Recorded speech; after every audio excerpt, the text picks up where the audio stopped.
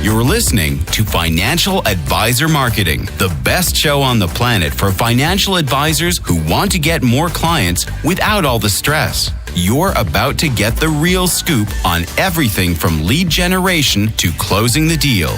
James is the founder of theadvisorcoach.com, where you can find an entire suite of products designed to help financial advisors grow their businesses more rapidly than ever before. Now, here is your host, James Pollard. Financial advisors, welcome to the show of shows, Financial Advisor Marketing. And if you're a first-time listener, I am happy to have you. I'm opening my arms up to give you a big podcast hug here. And make sure you go back and you binge listen to all my shows. And if you're a long-time listener, it's good to have you back. And by the way, leave a rating and review. Tell me you love me or tell me you hate me. I've already got some hate comments there. But it doesn't really matter as long as you're being honest. Although I do love those positive reviews. And if you have any ideas for the show or any questions for me, please send an email to james@theadvisorcoach.com. No. I got to step on you here. Do not send anything. Go buy a product and respond to the receipt with your ideas. Otherwise, we don't want to hear them. Oh, yes. We're going to do that from now on. We are going to do that. New rule. The king has spoken. He's established a new rule for all the peasants and the nobles. So, buy something, forward your invoice with your ideas, and maybe, just maybe, I'll talk about it. And speaking of the podcast and speaking of people who listen to the show, right before we started recording this episode, it's 12:13 right now. At 12:08, literally 5 minutes ago, I got a connection request on LinkedIn. I took a screenshot of it and I sent it to Jonathan because the financial advisor who sent me the connection request on LinkedIn, he said he listened to the podcast. So Jonathan, if you would, you want to read the connection request from this wonderful young man? Yeah, maybe I can do a voice. Let me see what his voice probably sounds like. Hi, James. I'm a new advisor in Greater Salt Lake City, Utah, and I really enjoy your podcast. I'd love to connect and follow your feed if you'd allow it. And of course, I accept it. You're so gracious. I accept it. And if you want to connect with me on LinkedIn, go ahead and do it. I check it like once or twice a day, so don't get hung up if I don't accept your connection request within 5 minutes, but I would. In Greater Salt Lake City, Utah, I've never been. Actually, you just got back from Utah. Right. Yeah. You went in February. Yeah, we were there. Well, we were up in Park City, but yeah, I love being up there in the snow, and I'm missing it right about now. All the snow. Yeah, we've got a lot of ski places. And I talked about being in the Deli. No ski places in Delaware, but there are some like Jack Frost and like I can't remember. I mean, I'm drawing a blank right now for the ski places, but there's a bunch in Pennsylvania that are really cool. So this podcast is called The Dark Side of Success. And I actually got inspired to do this show from the Gary Halbert newsletter. And are you familiar with Gary Halbert, Jonathan? Absolutely. In fact, one of your fellow hosts here at the Podcast Factory worked with him hand in hand, Doberman Dan. Yes, I love Doberman Dan too, by the way. He's helped me in such a great way with like mindset stuff. And I started listening to him with the copywriting, and obviously, I mean, that's where he gets a lot of his audience from, copywriting and marketing. And I followed him for many years because of that. And funny story, I actually subscribed to his Marketing Camelot newsletter, which is $98 a month, or at least it used to be when I was a subscriber. The very first issue he sent that I got was about how you should not do copywriting yourself and why you should hire someone else to do the copywriting. Slick. Well, I say all that to say this. I actually canceled. I was a bad boy. I canceled after 1 month. Because, what? And I know. I am very bad. God. That's a bad example. And you haven't atoned for my sins. The reason why, though, is because he lit a fire within me and the light bulb went off in my head because I signed up thinking that I was going to get all these tips and tactics and strategies. And then he just gave me the answer. He just hire somebody. I was like, that makes so much sense. And financial advisors do it all the time. I mean, they try to bang their head against the wall and figure out LinkedIn. I've already made a LinkedIn product. Or they try to get more referrals and bang their head against the wall there. I've already done it. I've already done the hard work for you. And people like Doberman Dan, he's already got the experience. He's already got the stuff that you need to know. So that's a big lesson there in hiring the experts to do the work. James, and I know a lot of financial advisors are in the program with me, but I'm in strategic coach, and that's one of the big things that they have been banging into our head lately is who, not how. So not how can I write this copy? Who can I get to write this copy for me? Or not how can I do this LinkedIn? Who can I get to help me with LinkedIn? It's who, not how mentality is what's going to help you grow. That's fantastic. I could not have put it any better. And speaking of who, not how, if you want to learn about the dark side of success and you want to get a reality check, you go to Gary Halbert. And the newsletter is called The Dark Side of Success. I've said it many times, and I studied this newsletter in depth. And financial advisors don't have to study Gary Halbert in general, but I do recommend that you hop on over to the Google machine and you just Google The Dark Side of Success, Gary Halbert, or something like that, and the newsletter will come up. And in that letter, Gary says that one of the deadliest mistakes someone can make is starting to believe your own PR. I see it with financial advisors all the time. They start to do well, they start to build a business, they get clients, then they think they're hot stuff. Have you seen that, Jonathan? All the time.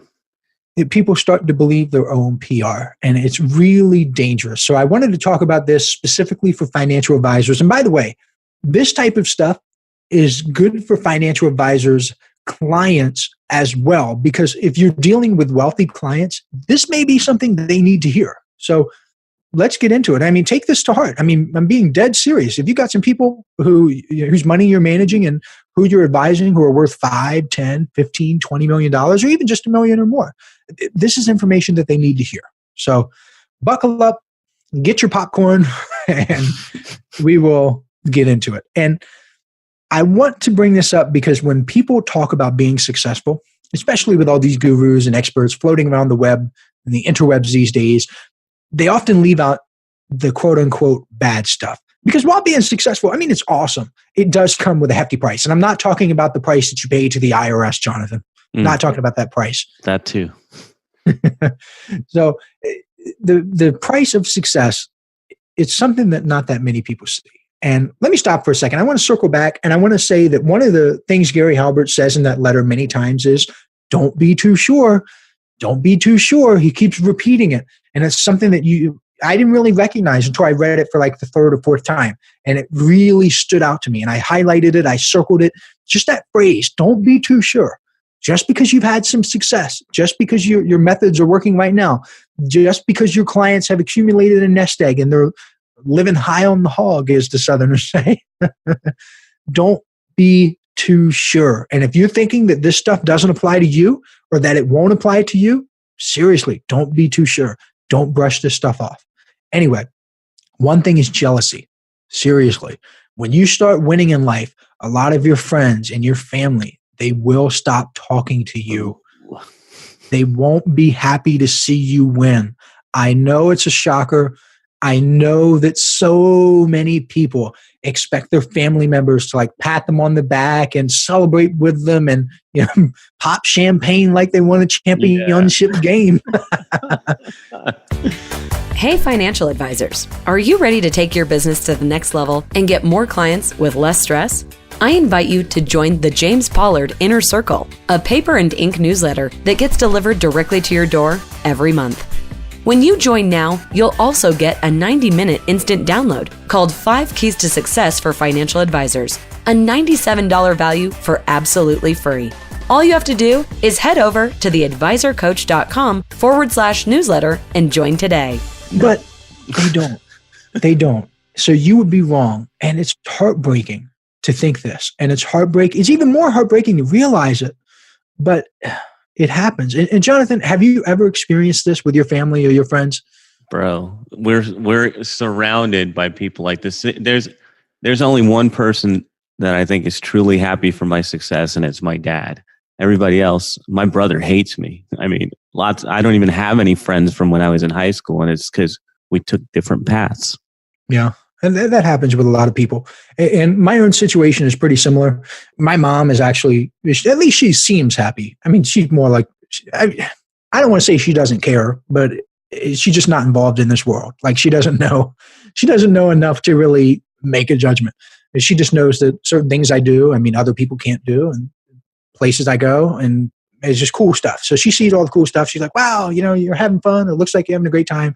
I've got 2 friends from high school that I still talk with. I've got 0 from college, 0. And that's, I mean, people who say, oh, I still hang out with all my old college buddies or whatever. It's a dead giveaway that they haven't taken a different path. Yeah. Because if you've got 10 friends from college, I mean, statistically speaking, most of them are just going to have sucky lives. They're just going to be crappy. And I know that sounds harsh, and I know that seems like, just straight to the point, but it's true. I mean, statistically, most of them are going to have crappy, sucky lives. And if you're hanging out with them, it's a giveaway. So I've got one friend from high school that is very, very, very successful, and another one that is somewhat successful. And they know this stuff. I mean, they've been through all this success stuff and self-improvement. They paid the price. They know what it takes. They know the long hours. Paid the price, eh? They get it. And I want you to imagine seeing a childhood friend out, and someone that you haven't seen in many years, and maybe that person follows you on Twitter or Facebook or whatever, and that person sees you posting photos. Like they see you with your family out on a vacation somewhere, someplace they could never afford. And I'm not being brash. I'm not like bragging or anything. I'm just being real with you right now. Imagine this childhood friend seeing you post pictures where you're on your vacation, or maybe your new car that they can't get, or a certain watch that they can't get. And all these are status symbols, but they're status symbols that only certain people can get. And imagine seeing that person and having that person act like he or she's never seen you before. They just ignore you. Or how about this one? How about going out to eat and then having everyone expect you to pay? The check comes, everyone looks at you. You're sitting in the middle of the table there. The waitress puts the bill on the side of the table. You're in the middle. There's 3 or 4 people on your side and 3 or 4 people on your other side. And every single one of them passes that little thing down to you. Like, what? What are you guys expecting? They think you're the personal ATM. They think, oh, you're doing well. You'll pay for everything, right? Even though you only got a salad and I got a 32-ounce porterhouse and 5 glasses of red wine, you'll pick the bill, right? Or pick up the bill, right? I mean, just little things like that. You have to really pay attention. And I don't even know how to explain it. I know it's a podcast. I'm supposed to be fluent and be on my A game and keep talking and everything, but I'm really just like scratching my head right now because people expect their family and friends to support them in everything, and they expect them to celebrate with them. And it's just a shocking truth that it just doesn't happen as much as you would like it to. So another danger, like Gary Halbert says, is believing your own PR. I've mentioned this. And when I first read his letter, I didn't really get what he meant, but now I think I do. And I'm thankful, so grateful for Gary for writing this, because for a little while, I started to believe my own PR. No. I did. And I love being honest and transparent with these advisors here. And I did. I really did believe my own PR because I was helping all these financial advisors. I was getting them results. I was becoming one of the greatest marketers in the financial services space. I was a hot shot, but I kind of grounded myself a little bit. I just reminded myself that I am still learning. I am still working. I am still growing. And even though I can help almost every financial advisor in the world today, and I am honestly a client getting machine. I know my stuff. I can walk into a business. I can make it work. Financial advisors, I just turn the tap on and it's like water. I am amazing at what I do, but I still stay grounded a little bit. I still remember, hey, I'm still learning, still figuring it out. I know I'm great today, but I can get even better tomorrow. So don't let success get to your head. Never forget where you came from. And I talk about the family and friends thing. I came from, lower middle class family, didn't make that much money. Most of my family actually is just like that. I mean, I had 1 or 2 relatives that were crushing it, but I mean, that's like in every social circle. There's usually 10 or 12 people that, or out of 10 or 12 people, there's usually 8 or 9 that really don't have anything going for them. And then there's 1, 2, or 3 that are just crushing it. And they're getting everything they want in life. They're having a great time. They're enjoying themselves. They're making money. They have a wonderful spouse. They have a great family. They're getting everything. And that's how it is. That's how life is. And only people who pay the price get this stuff. And for financial advisors, success usually means a lot of sacrifice, a lot of late nights, a lot of early mornings, a lot of work in between. And I have great respect for financial advisors who put the work in, and they deserve to reap those rewards.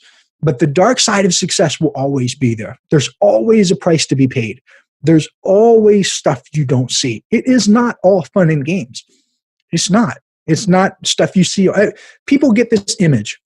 I call it like Instagram image. People only post the best parts of their life on Instagram. The influencer view. The influencer view. They post the boats and the yachts and the cars, but what you don't see is from 6 a.m. to 5 p.m., they are at a desk making calls, prospecting, reaching out to people. Sure, you see the watch and the car and the family and the nice house or whatever. That's what you see. But what you don't see is the work. You don't see getting up when you don't want to, doing the stuff that you don't want to, dealing with angry clients because your employee made a mistake. You didn't even have anything to do with it, but because you are successful, you know that you have to take accountability for that employee. It is your business. At the end of the day, the buck stops with you. You are responsible. People don't see that. People never see it. But I am telling you that if you feel like you're going through this stuff, if you feel like people don't appreciate you as much as you think they should, and you're working harder than you've ever worked, and you're making more progress than you've ever made, and you feel like you're not living the influencer life that somehow you've been duped into believing that you should live, it's okay. It is okay because this is how it works. And I want to wrap it up, and I want to leave you with some thoughts about success. In his letter, Gary Halbert talked about success in terms of financial success. He made a bunch of money, and he had a nice car, he had a nice house, all the trappings of wealth. Yet success doesn't have to be money. I know a lot of people use money as the metric of success, but I've always liked Earl Nightingale's definition. He said success is the progressive realization of a worthy ideal. If you've got a goal and you're moving toward that goal, you are successful. Would you agree, Jonathan? Bro, Earl Nightingale is one of my favorites. I'm glad you brought him into this. Have you listened to Lead the Field? Lead the Field, and there's another one too that I listen to over and over again with the Acres of Diamonds story and all of that. Yeah. Acres of Diamonds is an amazing story. Lead the Field, by the way, financial advisors, if you go over to Audible or Nightingale Conan or wherever it's available, I don't know where it's available. And also don't send me emails when you found it. I already have it. That's why I don't know where it's available because I've had it for years. Yeah, Lead the Field. It's an amazing recording. And he said it right there. He said, success is the progressive realization of a worthy ideal. And speaking of goals and goal setting, I do want to mention I have a product, Goal Setting for Financial Advisors. I'm getting really creative with these titles. Yeah, super. On the nose. There it is. Goal Setting for Financial Advisors. If you want that, go over to theadvisorcoach.com/ well, actually, there's no slash. You can click on the products tab, or I guess it is theadvisorcoach.com /products, and click on that. And in the sales copy, I actually describe it as Aladdin's lamp. And a lot of people think that this thing didn't exist. Well, it actually does. I mean, you do have a lamp. It does grant your wishes. It's your ability to set goals. So if there's something that you want or a certain goal you want to achieve, there's a process that you should follow. And I'm not going to guarantee that you're going to accomplish everything that you ever want and all your goals and everything like that because I'm not with you. I can't take you through the steps. I can't force you to do things. So not guaranteeing anything like that. But I will tell you that if you go through the goal setting product and you put the ideas into action, the chances of you accomplishing your goals will skyrocket. I mean, that's it. So to recap, understand that while success should be your goal, it does come with the dark side. And I know this might shock some people, but I don't focus on the happy-go-lucky stuff. I mean, I do consider myself an optimist. I do think positively. I believe in the power of positive thinking, but I'm well grounded in reality as well. So just rest assured that success is worth it and that attaining success, whatever your definition of it is a worthy goal. Good one. I feel motivated to do something. I'm not sure a lot of advisors are feeling motivated right now. All right. So do you know what's coming up next time? Next time, if you thought this episode was good, we're going to have some fun with the next one because we're going to talk about business lessons financial advisors can learn from Antonio It's not Antonio. It's Tony Soprano. Oh, it's that time. Be there or sleep with the fishes. Got it. All right. Another financial advisor marketing is in the can. We'll be back in your earbuds next week. Thank you for tuning in. This is thepodcastfactory.com.